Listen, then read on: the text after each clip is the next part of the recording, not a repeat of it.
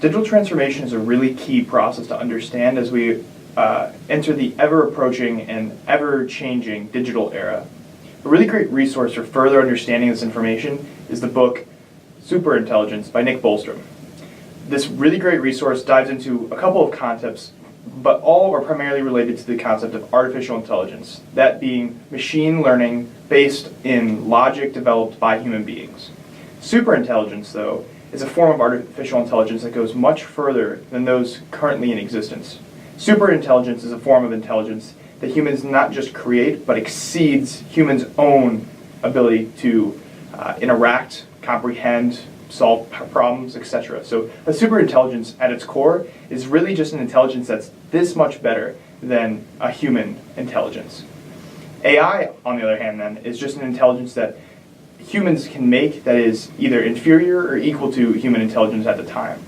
The reason this is a really key concept in the age of the digital era is that a superintelligence is something that many companies, many individuals, many researchers are striving for, and it's a really, really hot topic. The issue with that is if we have this sort of crucial tool, that it can be really problematic if used in the wrong way. For instance, a superintelligence could be a phenomenal tool and resource to human beings, or a very powerful, very horrific landmine in the path of the human race. What I mean by this is a superintelligence that cannot be controlled, that doesn't have a value structure similar to human beings, that doesn't have a complex decision-making process, can really hinder humans' ability to proceed and live everyday life if it's combating us along every step, especially if it's smarter than us. On the other hand, if we have a tool and a resource that's incredibly agile, that thinks as humans do, that structures its decisions as humans structure it and can be controlled by humans, then humans have a very powerful tool to move forward with. I think additionally the book touches on some really crucial distinctions that people need to be ready for in a digital era, primarily with the dichotomy between reactivity and proactivity. On the one hand, reactivity is incredibly important in a digital era.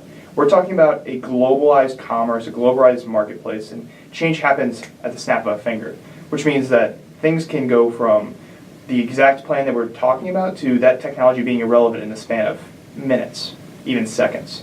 So we have to be able to react and change to an ever-changing process and technology that we're working with.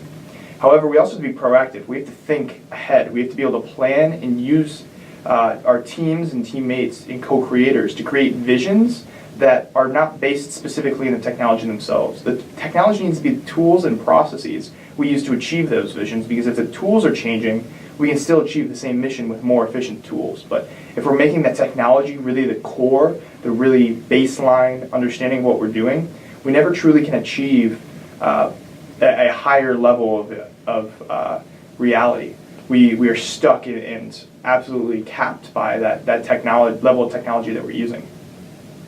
Additionally, then, I think that the book really touches on the fact that humankind is going to be growing in the future digital era. And while we can try to predict, we can try to say what that'll be like, we don't know for certain, we can say that cultural significance, the ability to interact with others, and most importantly, collaboration will be key. As I referred to earlier, a superintelligence can either be a huge landmine or a great tool. And the way that we can really strive to have it be a tool for humankind is to collaborate with one another.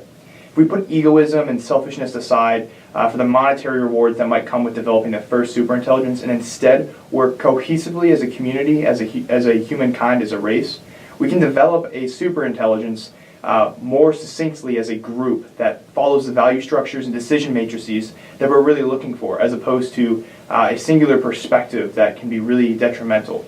This sort of collaboration is also going to be key just generally in a digital era, when we're working side by side with those who might not be physically next to us, but across the country, across the world. So these are really important skills to note and possible realities of our future. And while nothing is for certain, we can certainly say that there's a level of understanding that we can have to what might be the future. And with that in mind, the book, again, Superintelligence by author Nick Bostrom, is a fantastic resource to get a grasp on this, and I highly recommend a read. Thank you.